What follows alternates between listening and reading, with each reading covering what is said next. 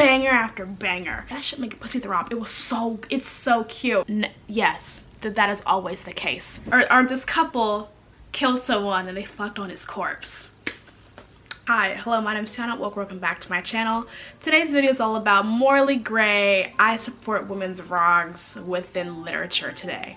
All of these books, I need to clarify, were just vibes. Like, it was just, character names, plot points, can't remember. But the women though, they were the starlight of the show. And that's all I have to say. That's all I have to report on my experience with books. I think we all know it's just a vibe thing. Okay, if you do not remember what happened and the vibes were immaculate, that was important. That was the important takeaway.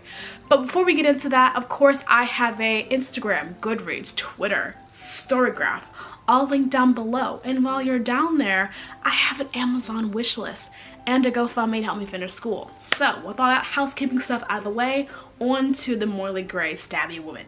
First recommendation. So, bestie, it is almost that time where we get back into spooky season. I know, summer just started, but mentally I'm back in academia and I'm doing summer school, so don't mind me, okay? So, as I am taking an English course, it is behoove of me not to have a lesson of vengeance. It is a dark academia English major stereotype book. Our main character, forgot her name. 1 second.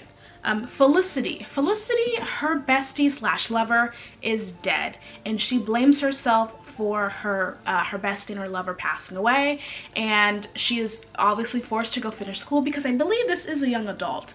And the school that she goes to is like a Emily Bronte, where her first novel was written. It's that type of atmosphere, and the way the author just grips you in with this dark, like Raven, like Edgar Allan Poe vibe is spectacular. At moments you kind of feel for the character, but then you also question the character's sanity and reality and how she grapples with magic and its realism within this book. Enter our bestie's lover. I forget her lover's name. Ellis.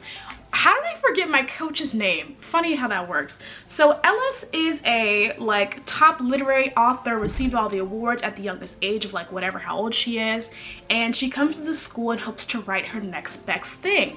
And oh bitch, the way the author manipulates our main character Felicity and how she proves that you can kill someone doing this and prove that you can actually experience magic in this world was just heartbreaking for Felicity.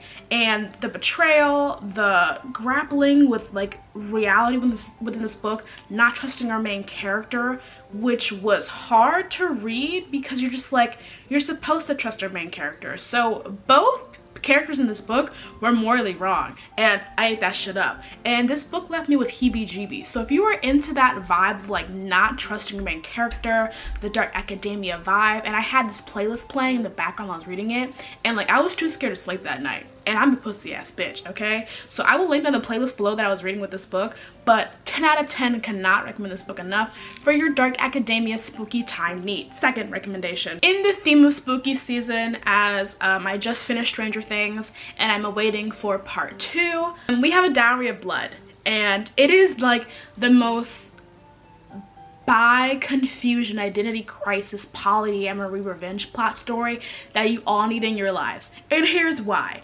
Because our main character is writing this lyrical description of being Dracula's wife, but by never mentioning that she's Dracula's wife and his wives and his partners and his interesting dark lifestyle and how he emotionally manipulates and abuses his wives and his partners. It's a letter to Dracula per se, and the audiobook of the narration was phenomenal.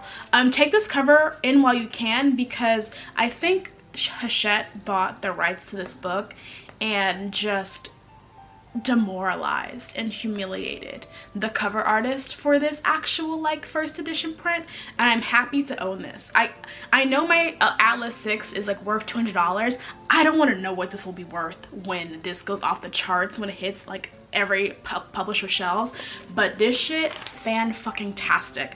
Again, polyamory, bi-chaotic energy, revenge story, and how she loves him, but there's this complicated relationship with him and her, and how she loves his partners, but she can't separate his love to her love to him, but also the collective polyamory within another. And it's just a good story that does have some very intense trigger warnings for emotional relationships, so bear in mind with that. It's just a good revenge story and just a good letter. It's just a letter that if you are a fan of Hamilton and like how Eliza just like hates Hamilton for a minute, that's what the vibe is with this book. And again, there is some sapphic-ness, so go enjoy that while you can. Third recommendation. In keeping with the theme of sapphic-ness this month and all the time, we have The Jasmine Throne, another Hachette Orbit imprint book. This shit was dense. Let me just say that right now. We have our main character, Priya. She comes from this faction of people that have this very ancient, respected, revered magic of like water elemental magic. However, it is on the decline due to the rise of the fire god and the fire emperor that's going on. So this is a rivals to lovers romance. Would I say it's enemies? No, because it's two rival factions competing for dominance and empire controlled in this world.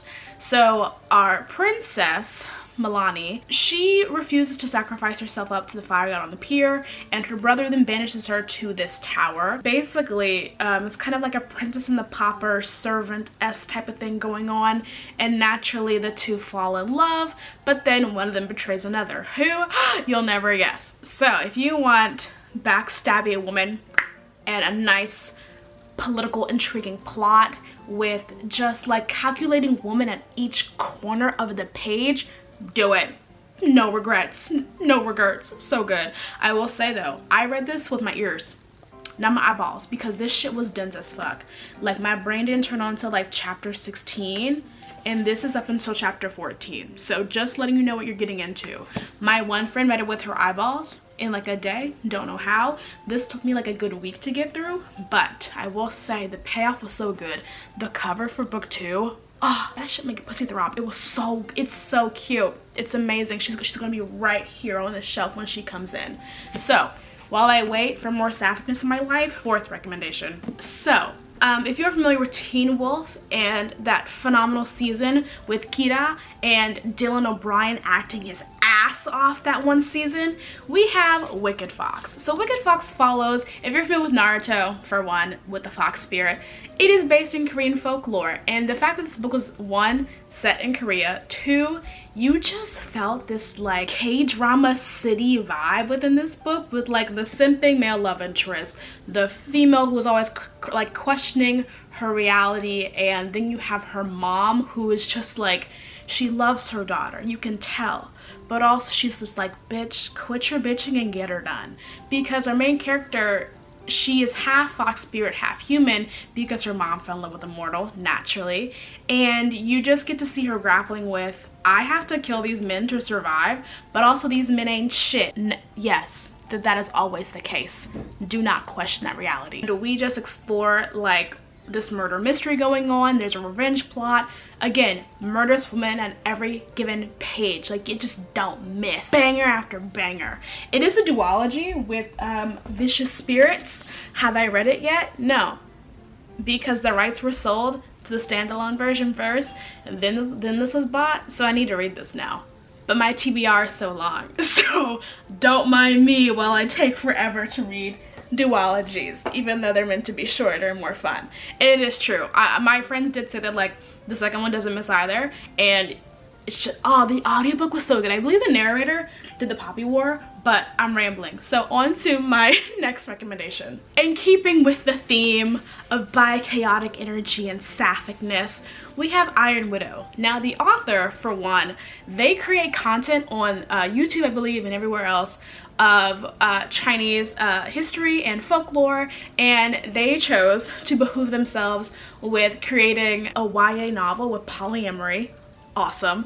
And then two, about China's first woman emperor. Oh bitch, this shit ate. This misogynistic world that's going on with how they just kill women. And it is very much the reality today in America. If I would have read this book now in the current political climate, oh, this shit would have 8 regardless. Our main character is on her way to avenge her sister, because in this world you match up between male and females, and the males usually have more power to power up their machines in the war that they're fighting, and the females usually have lower powers. And typically if you lowerly outrank your counterpart, you will die. And naturally the country's just going through women left and right in this world. So naturally, boom bada boom, our main character, oh, she has the highest energy levels they've seen in a while. And she also gets to explore women not liking women, but also she stands her ground. Like, she pimp slapped someone and I was like, yes, yes. Support women, but also if they're being rude, knock them upside the head. Show them who's boss, bitch. The fact that I have to wait another year, my graduation year, maybe fall graduation year, so I'll be going into grad school for the next book, is deplorable. What? Penguin Random House? Why? That leads me to my last recommendation, which is Her Soul to Take and Her Soul to Revenge. There is a third book coming out. It's a trilogy. This series, it is a dark romance. So my girlies who like the fluffy romance, this is not for you. It's not. This book is about women through every sense of the word being degraded respectfully, consensually by demons. This author did not miss. Like, oh, the BDSM, oh, the degradation. Oh, I am such a whore. Anyway, but each character at every point does something wrong, morally gray, and it is a revenge plot that goes against this like cult in this town. It's very much giving like Forks, Seattle, Forks, Washington, like very gloomy, doomy, cultish, like ultra Christian behavior, cultish type shit. And that's all I can say, because each book explores it. Each book can be seen as a standalone because it's all based on like one Halloween night that their demon god rises. But yeah, oh yeah, guns, torture, yeah. Or this couple killed someone and they fucked on his corpse. Thank you all for watching this lovely chaotic Capricorn energy video. I hope your Mercury in retrograde wasn't too bad, and I shall see you in the next one. Bye.